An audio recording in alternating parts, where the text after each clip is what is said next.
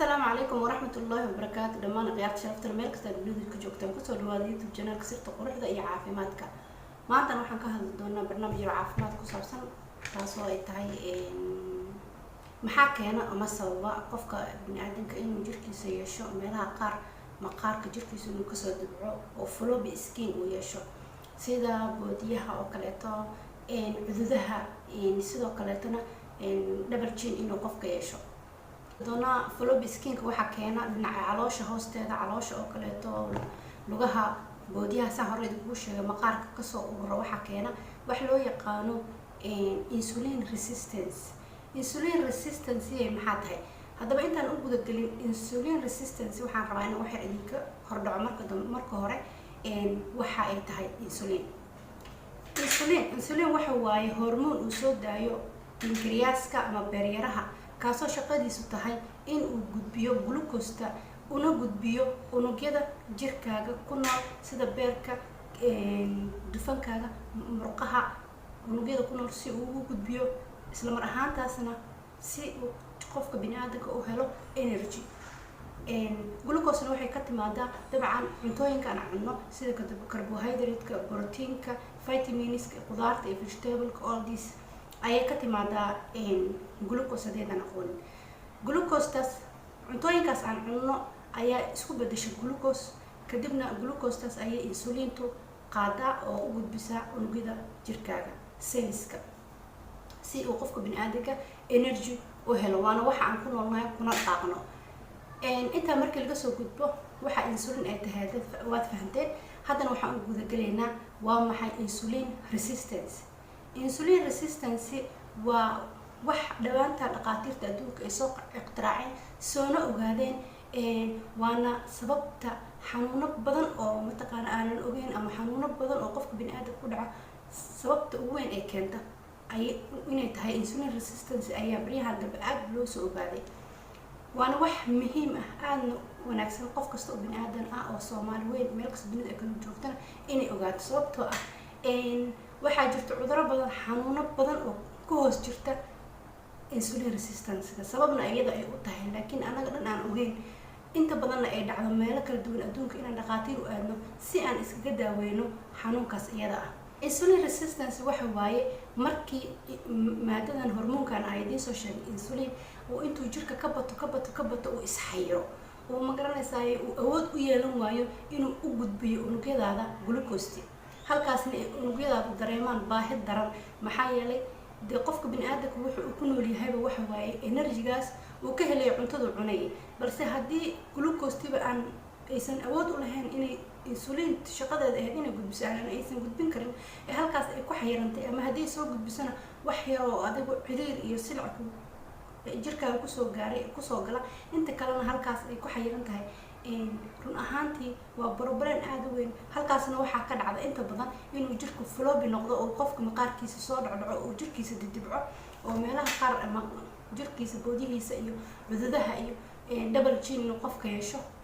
isla mar ahaantaasna qofka inuu calool yeesho laana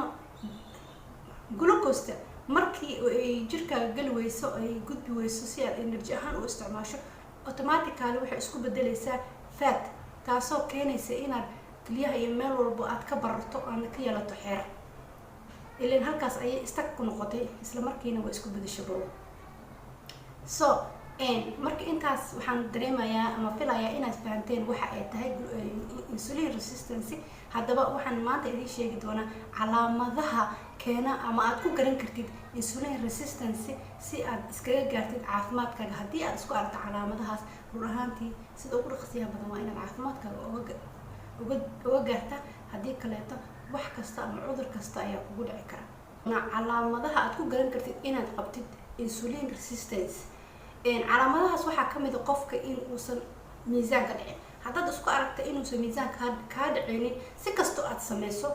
exercise aad samaysay wax walba aad samaysay haddana miisaan aan kaa dhicin haddaad aragto waxaad qabtaa wax la dhaho insulin resistance tan kale haddii aad isku aragto cuntada oo aan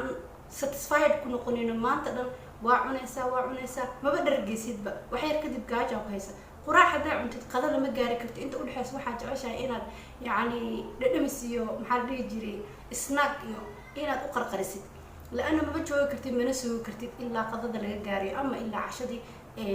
laga gaariyo qadada haddaa cuntay casho ma sugi karin so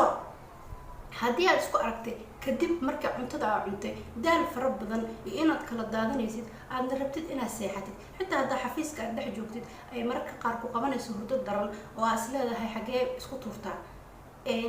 calaamadahaasna waa insulin resistance waxaa kaloo ku garan kartaa in maxaa la dhihi jiray xanuunkaas aad qabtid markii aad aragtid daal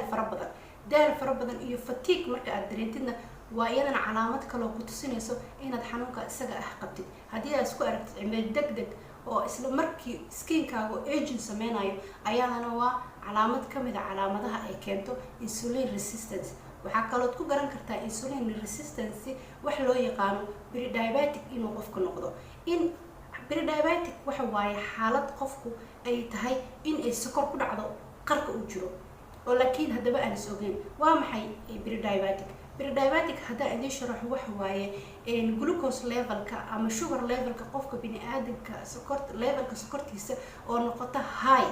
taasoo uu qarka u istaagay qofka inuu noqdo diabetic ama sokori ama macaan ay ku dhacdo sida aan wada ognahay dadka sokorta qaba waxaa ka maqan maadada loo yaqaan insulin isla mar ahaantaasna waxay qaataan kaniiniyo ama cirbado halkaas si ay uga helaan insulinta waa waxa ugu muhiimsan ee qofka bini-aadamka jirkiisa hoosha ugu weyn ama kaalinta weyn ka qabta haddaba haddii insulin resistance aa qabatid waxaa dhici karta in ay xaaladaas ay kugu dhacdo prediabeticna sokortaada markay high noqoto ilaa waa sokortaada kor u kacda prediabetiga haddaba insulintu shaqadeedu kaliya ma aha inay glucose u gudbiso jirkaaga si aad energy u heshid balse waxay kaloo sameysaa sokortana waa isku dheelitirtaa regulation ayay ku sameysaa marka ay kugu dhacdo xanuunka loo yaqaano insulin resistance oo insulintaadu xayirantahay waxna ay qaban karin prediabetic ayaa noqonaysaa sokortaaduna kor bay u kacaysaa maxaa yeelay insulintii isku dheelitir laheedba hoosheedii ayay gabtay xanuunada ay keento insulin resistance waxaa ka mid ah in uu qofka isku arko maskax la-aan faham daro ilowsho badan wuxuu meel dhiga ma xasuusanayo waxaa ka mid ah inuu inuusan fahamkiisu aad u yaraado fahamkiisu uu daciif noqdo sababtoo ah maskaxdii ma helayso shidaal ku filan nafaqo ku filan qofka bini-aadamka sidaan wada ogna waxaan ku shaqeynaa shidaalka cuntada aan cuno haddiiba taas la xayiro ee isku bedashay baruur ama ayba kusoo gaaraynin wax walba filan inuu jirkaagu u dhaco jirkaaguna uma shaqeyn doono sida caadiga ah qof caafimaad qabo sida loogu talagalo oo kale balse markii aad iska noloshaada aad ka bedashid cuntada iyo nidaamka aad u cuni jirtay aad healthy diet food samaysatid exercise samaysid weliba khaasatan sonkorta noloshaada haddaad ka saartid waxaad dareemi doontaa isbedel aad u weyn maxaa yeelay insulin resistancega waxa ugu badan oo keena ama sababa waxa waaye cuntooyinka ay ku badan tahay sokorta oo la isticmaalo sida sokorta caadiga la qasanayo kale sidoo kale carbohydrate-ka cuntada ay u badan tahay sida bariiska burka baastada iyo wixii lamid ah haddaan Soomaali nahayn waxaan caado u leenahay in aan aad u isticmaalno cuntada ay ku badan tahay carbohydrate-ka halka cuntooyinka kale ee fruitiska iyo vegetable-ka ama proteinkaba aan wax yar ka isticmaalno taasna waxay keenaysaa inuu qofka bini-aadamka ku dhacdo jirkiisa wax la dhaho inuu imbalance noqdo diet imbalance marka isticmaashid oo cuntadaada ay isku dheelitirneen adigana waa mid adiga kaa jeebanay oo jirkaaga ka maqan ogow haddaba mid kale idin sheegaya dadka burburan dadku waxay aaminsan yihiin inuu yahay qof caafimaad qabo laakiin waxaad ogaataa xanuunka loo yaqaano malnutrition aniga hadda ka hor mar aan ka shaqeyn jiray lana shaqeyn jiray hay'adaha ka shaqeeya caafimaadka iyo waxaas iyo nutritionka iyo nafaqadarrada waxyaabaha ku baran jiray waxaa ka mid ahaa nafaqadarradu kaliya kuma dhacdo dadka caatada oo underweight-ka oo lafta yaroo macnihii baaba'san weydkooda u dhacsan yahay balse waxay ku dhacdaa dadka overweight-ka dadka buurbuuran waana sababta aan idin sheegayo waxa ay tahay waa insulin resistance nafaqada jirkooda ama fitamiinaadka ama cuntada ay cunayeen oo jirkooda si fiican u galaynin maxaa yeelay waxaa xayiraaya insulin resistance kadibna waxay isku bedelaysaa fat halkaas qofkaas nafaqo badan ma haysto ugu nafaqo daro tii ugu darneed ayuu qabaa balse wuxuu isku maleeyaa inuu nafaqo qabo